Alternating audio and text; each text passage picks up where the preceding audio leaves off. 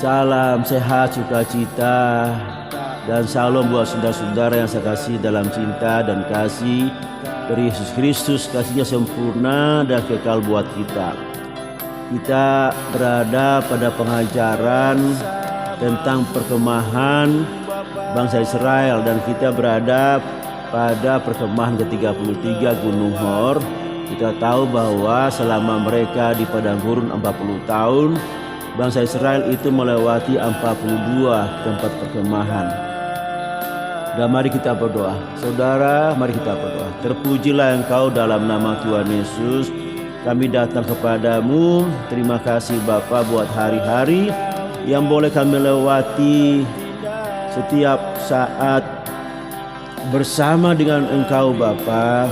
Engkau mengasihi kami dan Engkau sungguh memberkati kami. Engkau tetap menolong kami. Terima kasih Bapa buat anugerah-Mu yang besar dalam hidup kami. Saat ini kami mau belajar dari tempat perkemahan 33. Biarlah kami mendapat pengajaran dari sana Tuhan Yesus. Terima kasih dalam nama Tuhan Yesus. Haleluya. Amin. Mari kita membuka Bilangan 33 ayat 37. Mereka berangkat dari Kades lalu berkemah di Gunung Hor di perbatasan tanah Edom. Gunung Hor ini adalah perkemahan 33 berada di perbatasan tanah Edom. Dan Gunung Hor ini artinya, Hor itu artinya gunung saudara. Jadi Hor itu artinya gunung. Jadi kalau Gunung Hor itu adalah gunung di antara gunung-gunung saudara. Jadi Gunung Hor adalah gunung di antara gunung-gunung, adalah pegunungan, barisan pegunungan yang besar dan menawan. Saudara, peristiwa yang sangat penting di sini adalah bangsa Israel kehilangan Imam Harun, imam besar mereka yang pertama, saudara.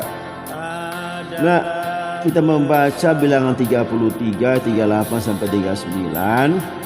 Ketika itu Imam Harun naik ke Gunung Hor sesuai dengan titah Tuhan. Dan disitulah ia mati pada tahun ke-40 sesudah orang Israel keluar dari tanah Mesir. Pada bulan yang kelima pada tanggal 1 bulan itu. Harun berumur 123 tahun ketika ia mati di Gunung Hor. Dan akhirnya Eliezer menggantikan dia sebagai imam bagi bangsa Israel. Bilangan 20:28. Musa menanggalkan pakaian Harun dan mengenakannya kepada Eliezer anaknya. Lalu matilah Harun di puncak gunung itu. Kemudian Musa dengan Eliezer turun dari gunung itu, saudara.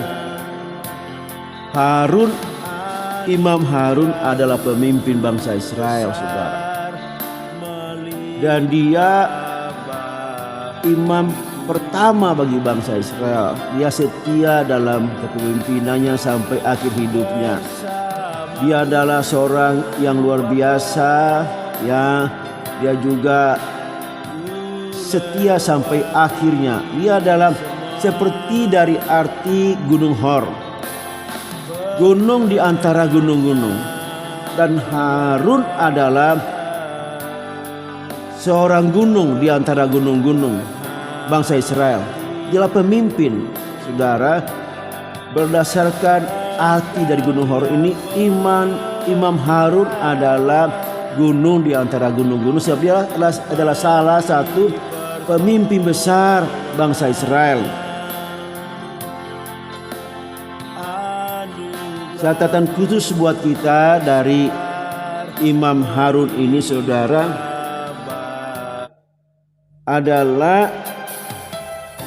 yang pertama, imam besar pertama bangsa Israel, dan kakaknya Musa dan juga adiknya Miriam. Harun menjadi juru bicara kepada Firaun di Mesir pada waktu Musa menghadap Firaun. Jadi Harun ini menjadi juru bicara pada saat Tuhan mendatangkan tulah kepada umat Mesir, ya, dia menjadi juru bicara, ya saudara. Kemudian tetapi juga ada beberapa kesalahan dari Imam Harun ini, saudara. Yang pertama adalah peristiwa lembu emas. Saat Musa berada 40 hari di atas Gunung Sinai, maka bangsa Israel menunggu dan tidak tahan, dan mereka mendesak Harun untuk membuat patung lembu emas untuk disembah, saudara. Itu kita bisa baca di Keluaran 32. Kemudian juga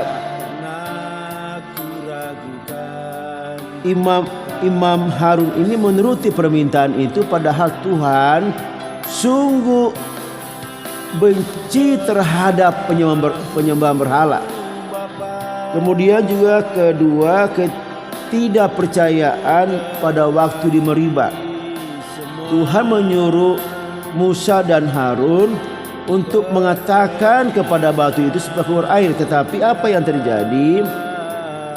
Musa mengangkat tongkatnya sambil emosi. Dia berkata seperti ini, haruskah kami mengeluarkan air bagimu dari batu karang ini? Dia pukul 2 kali batu itu, padahal Tuhan tidak menyuruh pukul batu itu, tetapi menyuruh memerintah supaya dari batu itu keluar air. Itu kesalahan bagi mereka berdua, sampai mereka dihukum tidak boleh masuk ke tanah perjanjian. Kemudian juga Harun mengkritik Musa, ya. Dan Harun dan Miriam, saudara perempuan Musa, mengkritik Musa karena dia menikahi seorang wanita Kus. Itu kita boleh baca di Bilangan 12 ayat 1 sampai 2, saudara, ya. Miriam serta Harun mengatai Musa berkenaan dengan perempuan Kus yang diambilnya, sebab memang ia telah mengambil seorang perempuan Kus. Kata mereka, sungguhkah Tuhan berfirman dengan perantara Musa saja? Bukankah dengan perantara kita juga ia berfirman? Dan kedengaranlah hal itu kepada Tuhan. Saudara, jadi ini sebenarnya Harun dan Miriam ini menunjukkan sikap yang ketidaktaatan dan kurang rasa hormat kepada pemimpin Musa sebagai pemimpin mereka. Yaitu juga kegagalan menyucikan diri. Pada saat Nadab dan Abihu anak Harun mempersembahkan api yang tidak kudus di hadapan Tuhan, harusnya ia menegur mereka, tapi Imam Harun diam.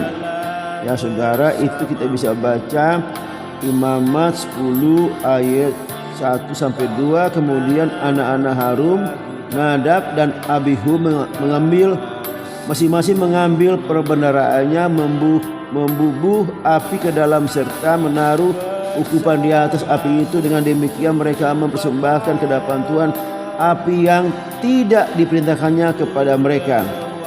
Haleluya. Maka keluarlah api dari hadapan Tuhan lalu menghanguskan keduanya sehingga mati di hadapan Tuhan. Jadi kesalahan Imam Harun karena dia tidak menegur anak-anaknya, tidak mendidik dengan cara yang baik. Saudara, jadi Harun ini adalah seorang imam yang tinggi, yang layak, ya saudara. Imam besar pertama bagi bangsa Israel, disebut sebagai gunung di antara gunung-gunung, seperti arti daripada gunung Hor ini, saudara. Tetapi bagaimana besarnya pun imam itu bagi bangsa Israel, ia tetap akan mati oleh karena dosa-dosanya, saudara. Sekali lagi, siapapun kita, sebesar apapun pangkat kita, suatu saat kita akan mati oleh karena dosa-dosa kita, saudara. Harun dia orang biasa, tetapi dia telah menunjukkan kesetiaannya untuk memimpin sebagai pemimpin dalam hal agama, ritual agama bagi bangsa Israel, saudara, mewakili Tuhan dengan umatnya, saudara. Demikianlah pengajaran kita dari tempat pengajaran ke 33 Perkemahan Bangsa Israel Gunung Hor. Sekali lagi, saudara, kita semua karena dosa kita, termasuk Imam Harun ini, walaupun dia pangkatnya sangat tinggi, dia tetap mati oleh karena dosa-dosanya, saudara. Roma 3:23, semua orang telah berbuat dosa dan telah kehilangan kemuliaan Allah. Roma 6:23, upah dosa itu maut, saudara. Dan akhirnya, saudara, oleh karena semua telah berbuat dosa dan dosa itu maut, binasa, maka Tuhan mengirimkan anak yang tunggal karena dia mengasihi kita, saudara. Dia mengasihi kita, dia rindu, dia mau, saudara, supaya kita ini tidak binasa, tetapi dia mengambil kematian kita itu. Anaknya mati di kayu salib dan dia dikubur, 3 hari dia bangkit. Saudara, setiap orang yang percaya, beriman kepadanya juga mengalami hal yang sama, yaitu kebangkitan dari orang-orang yang hidup, saudara, adalah dari orang yang mati, saudara. Sekali lagi, kita diselamatkan oleh karena kasih karunia Allah di dalam iman percaya kita kepada Yesus Kristus, karena dia sungguh-sungguh mengasihi kita. Karena begitu besar kasih Allah ini, dia telah mengaruniakan anaknya yang tunggal, supaya setiap orang yang percaya kepadanya tidak binasa, melainkan beroleh hidup yang kekal. Haleluya, amin.